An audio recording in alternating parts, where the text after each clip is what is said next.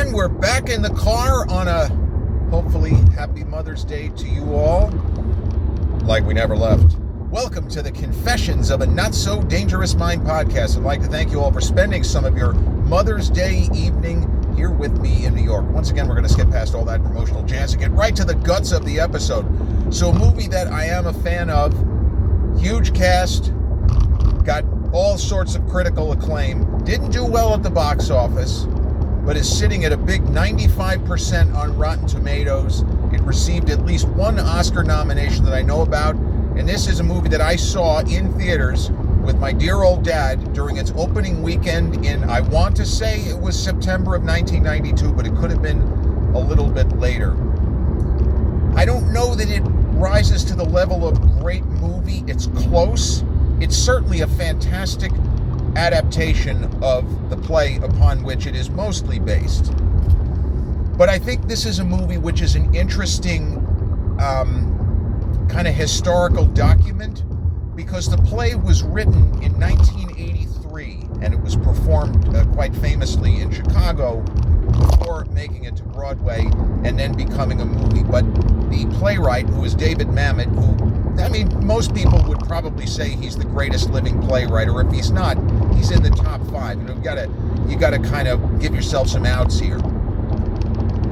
But David Mamet's 1983 play, Glengarry Glen, it has the kind of feel where it seems timeless.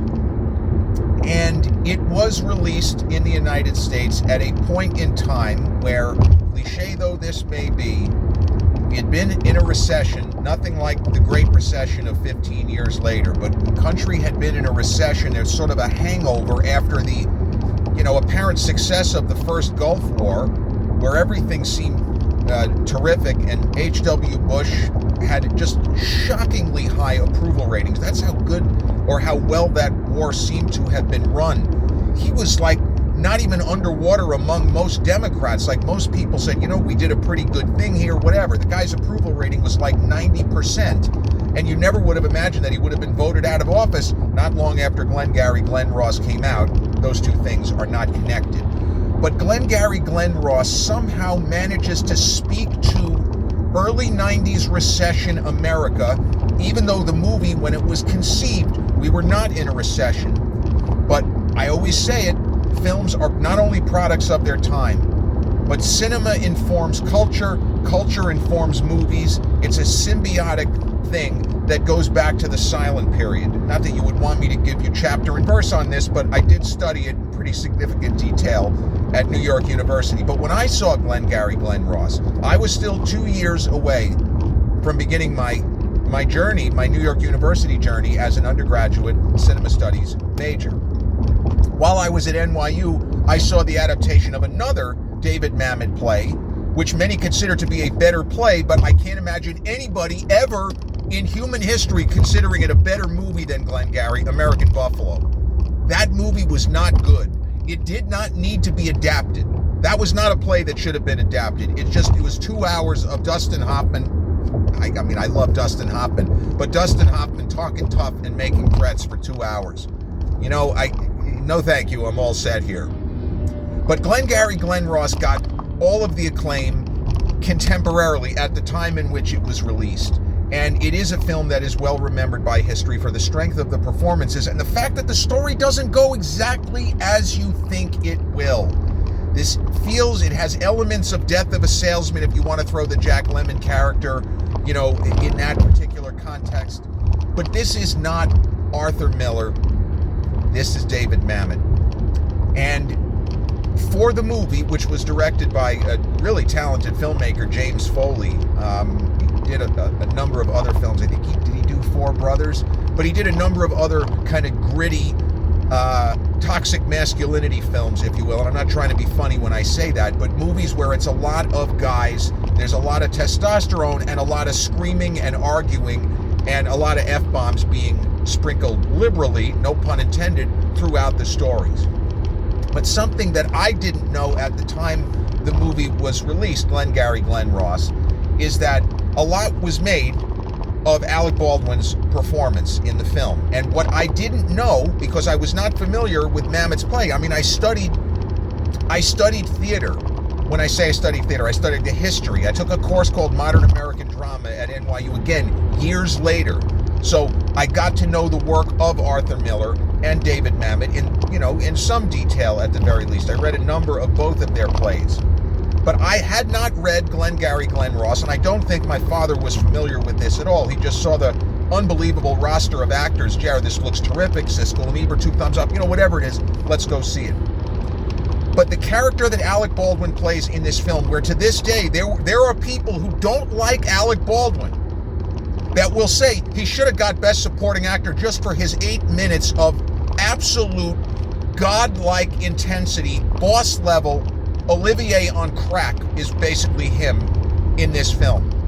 And what I didn't know, and what, dare I say, most people who were unfamiliar with the play didn't know, the character that he inhabits doesn't exist in the play.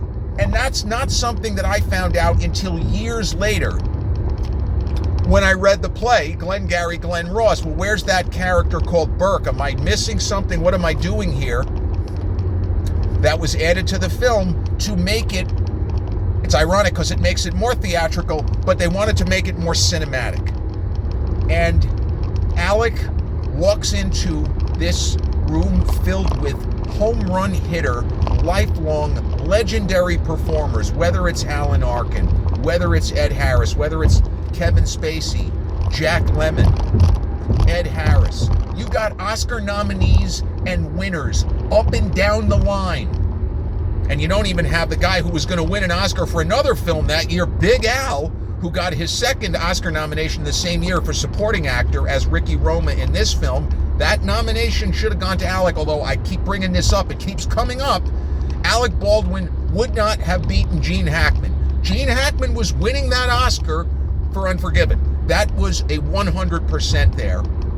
But Alec Baldwin walks into this room with people more seasoned than him, with the possible exception of Spacey, but Spacey had certainly done a lot of theater in the 80s. And he just fucking cleans up. He mops the floor with all of them. And, Alec Baldwin is another one of those guys I would say that maybe he's more versatile and has more range than Dennis Quaid, but he's the kind of a personality, and like Bill Pullman also, where he had the skill sets and the talent to be a character actor, but Alec Baldwin had the leading man charisma and the intensity. And he walks into the film as though Burke is the protagonist. And obviously, he was told to do it that way. He wasn't told, play the cards close to the vest, and then he surprised everybody. He was told, he was given direction. And the scene with him has a lot of comedic kind of moments, and his spiel is funny from a certain point of view. But as the country was sliding, seemingly, and H.W. Bush's approval ratings were sliding big time, there was an idea in this film of haves and have-nots. And this wouldn't have hit the same way if this is a film that came out, let's say summer 91, even in limited release. It would have hit different because the country's mood was different. And we wouldn't have been in our heads comparing and contrasting Burke. You see this watch, my friend? This watch costs more than your car. You know how much money I made last year? All of the stuff of Burke basically engaging in what amounts to George Carlin dick measuring contest, showing these guys, I may be younger than every one of you, but I could buy you motherfuckers out 5 times over. What's my name? You want to know my name? Fuck you. That's my name. It speaks to the unease of the country in a similar vein to a movie I discussed not that long ago, 14 years later, 14 going on 15, but the George Clooney film Up in the Air, where that movie is clearly set during the Great Recession. That is not a coincidence that George Clooney plays a guy who at a different point in time would have been a corporate efficiency expert, but now he's just a freaking hatchet man, and his job is to tell people your job is no longer required, no longer available, at this company, but I got a booklet for you. Maybe the booklet can help you as you make the move into, I don't know, maybe working the line at McDonald's. I don't know.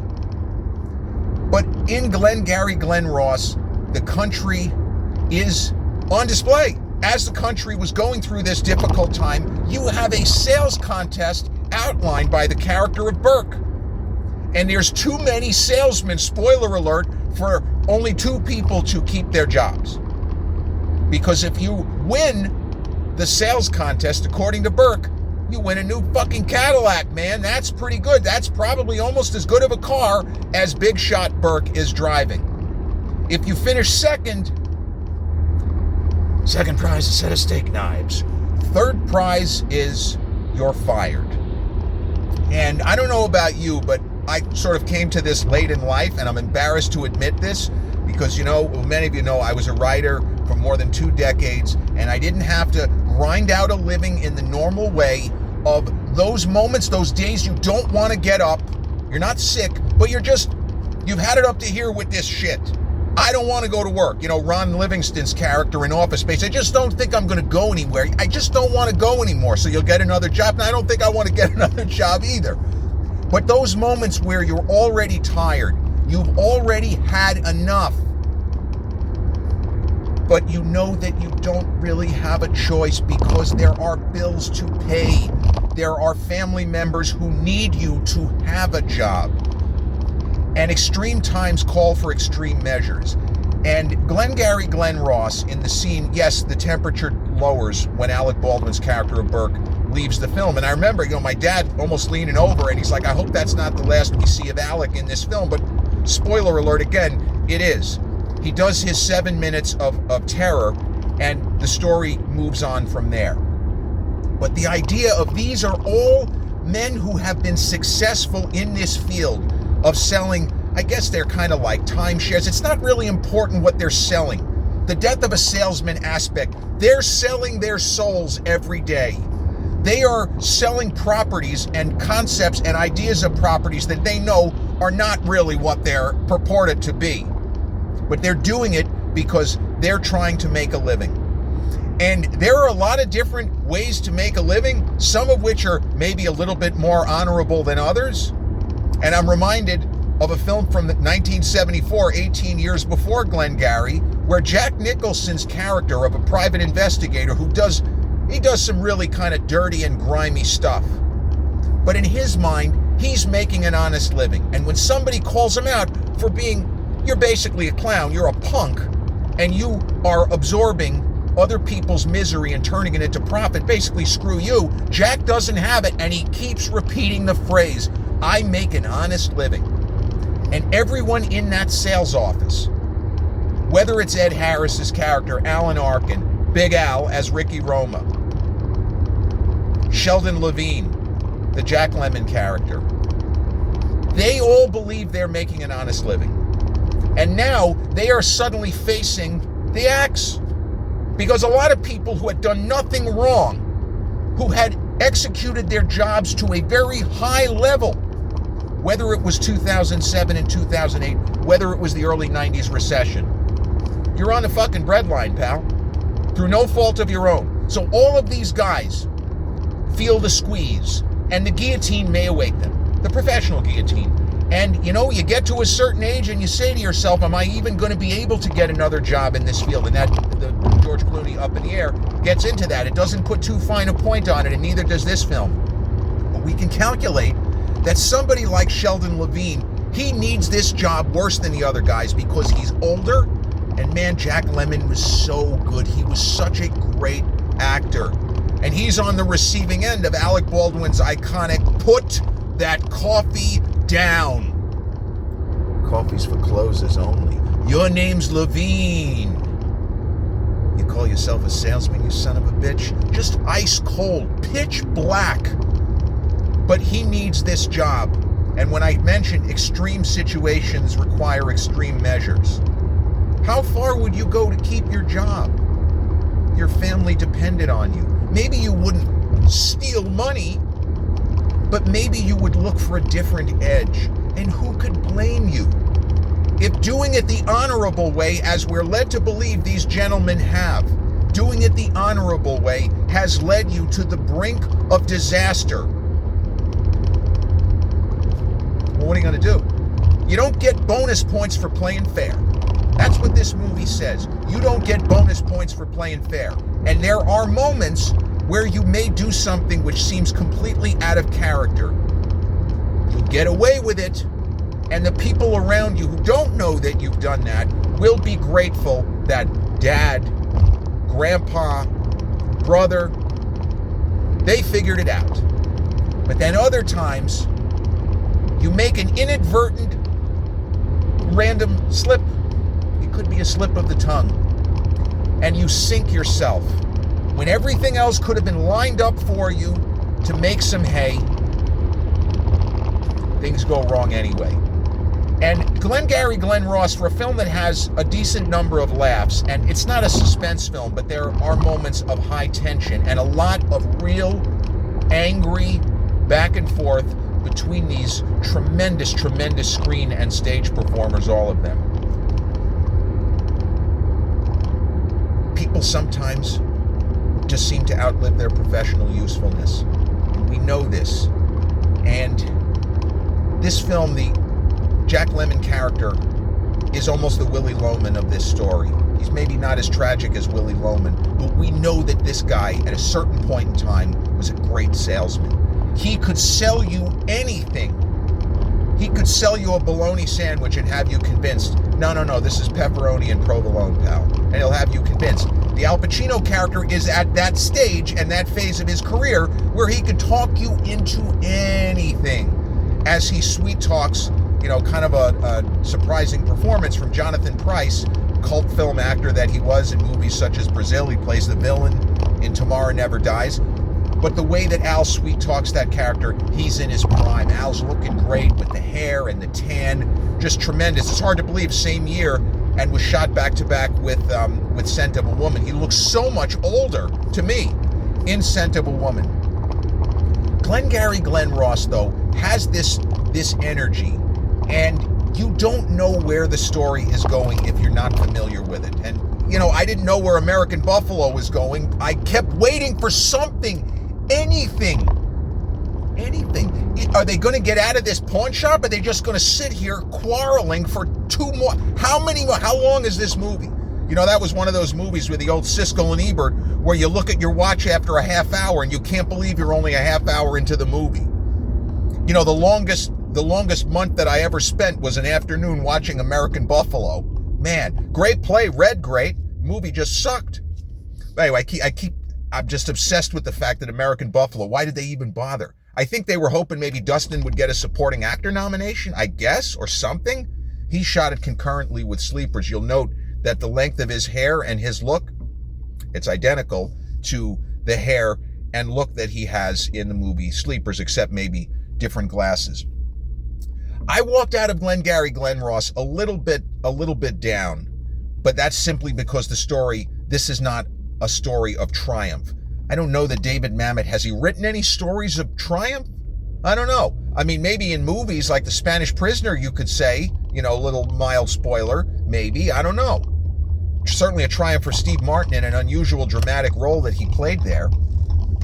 But Glengarry Glen Ross is an actor showcase. You kind of know that it's a play. You kind of know that it was not made for cinema. If I have to come up with a movie based on a play that seems the most like a movie as far as being a very well-remembered and famous play, I think Moonstruck. Although I'm not even sure if Moonstruck was a play first, because I know it was written by John Patrick Shanley, who was a playwright. So, I may have that completely wrong. I don't know that was on stage. Well, I'll give you one. Little Shop of Horrors, which was a musical, a very successful musical, that if you didn't know that it originated on stage, I don't think you would have ever known that it originated on stage. The actors, though, it's like they all knew they're not going to be part of an ensemble of talent like this again. And even, Alan Arkin, who had that little bit of what you may call a herky-jerky line reading, and his character is a little bit hesitant. He's a little nervous. Ed Harris does not give an alpha performance. This is not the Ed Harris of Truman Show or Apollo 13 later in the decade. His character is also a bit of a sad sack. And Pacino's character, for all of the bluster, the guy's a fucking great salesman. And he will have the backs of the other guys in certain areas if they're getting ragged on by, the Kevin Spacey character. But it was a strategic choice to not have Pacino in the room when Baldwin does his rant. And I don't know if it's almost stupid to say, was it a scheduling conflict? Like Al was busy shooting Scent of Woman or doing pickups or reshoots? I have no idea. But he's still out there to make money. Ricky Roma is going to do his thing, and he will lie and lie and lie if it means getting someone to sign on the line that is dotted. And the scene where he basically seduces, not in a sexual way, but you could put your own connotation on it if you like. When he gets Jonathan Pryce to sign on the line that is dotted, we know that he's full of shit, but we can appreciate the artistry, and we could just sort of say, you know what, Pacino is one hell of an actor. Because unlike the character he plays in Heat, where he's a deliberate showboat, I don't get that feeling from this guy in this movie. I think that this character has a more natural flow and that he doesn't see himself as deliberately being performative. But still, it's a good Pacino performance because there are levels to it. And, man, Spacey is great, too. I know Spacey probably is never going to work in a major production again. But what an amazing, incredible talent, Spacey. And, the character he plays, he's the office manager here. He's somebody who does have job security as long as there is still an office. And you could go far enough and say, if they end up only keeping two of these guys, and one of them we already know is going to be Ricky Roma, do we really need an office manager? Do we really need an office? These motherfuckers could work out of their car. If it's just two of them, you don't need an office with all of this extraneous stuff, all of the papers. This is pre-internet, more or less. Everything is still analog. It's still reams of books and, index cards and whatever it might be. It's all negative. This film comes from, it feels like the product of very much of a product of its time. And I don't know why audiences didn't go. Maybe they felt it was too stage-bound. You think about what movies were in theaters at that time. Unforgiven, if it was September of 92, was still doing its thing. I don't know. I don't think The Crying Game had opened. In fact, I'm sure it hadn't opened in wide release yet. That was still a movie that was being whispered about. But it just didn't connect. The budget and marketing all in was $12.5 million, and the film didn't even gross back its production cost. And I am, quite frankly, stunned. The film caught on home video, which at the time was still VHS for the next number of years, and then DVD and cable. And Alec Baldwin's performance is what people remember. That's the piece of this film. When people talk about it, they're usually going to bring it up. There's like hundreds of different, not even actors, just random people like me doing their interpretation of Alec Baldwin's Put That Coffee Down. And Alec Baldwin has made hay off of that phrase. He's made jokes on Saturday Night Live. In Boss Baby, Put That Cookie Down. He's been trading on that for the last, 34 years. Man, Baldwin was really busy in that era. He did Prelude to a Kiss with Meg Ryan earlier that year, where he plays the lead. And that's a very unusual film. That was, I'm pretty sure, based on a stage play. That one doesn't feel particularly stage-bound. But Glengarry Glen Ross, to me, it's just a hair under a great film, although the 95% on Rotten Tomatoes would suggest that my take is incorrect. But it is interesting to look at it in the, some of the other Mamet adaptations of the 90s, not just American Buffalo, but Oleana. And what he did with The Spanish Prisoner, which was a screenplay. That was not a play, that was a screenplay. It was always intended to be a movie. And I'm pretty sure Mamet, if he didn't direct it, he wrote that script, and that was expressly for the screen. I know he directed at least 1 or 2 films. I'm not sure if he directed The Spanish Prisoner, but that's another movie that deals with business and deals with the financial markets, and it deals with the attempt to control the financial markets. Does any of this sound familiar? In that movie, there is something called a process. It is basically, it's something that can't exist. It's like 100 pages of material explaining how to control the world financial markets. Wall Street, the CAC 40 in France, whatever it is, you're going to be running shit before too long. And it's not that far of a leap to say anybody who uses the process, well, eventually, if they stick with it, they're going to become a billionaire. And you could draw your own conclusions about that, should there even be billionaires, right? The same conversations that we're having. The Spanish Prisoner does not have the conversations, but put the idea in your head. And even in Glengarry Glen Ross, you ask yourself, what price? How far are you willing to go? And there are some people who would not take the actions of a Ricky Roma or a Sheldon Levine that we learn in the film. But honestly, would I hold a grudge against them? Yeah, if they screwed me over, I sure as fuck would. But in general, am I okay with making a buck any way that you can and not making any judgment? I'm the judgment-free, the Planet Fitness of podcasts here. You do what you have to do.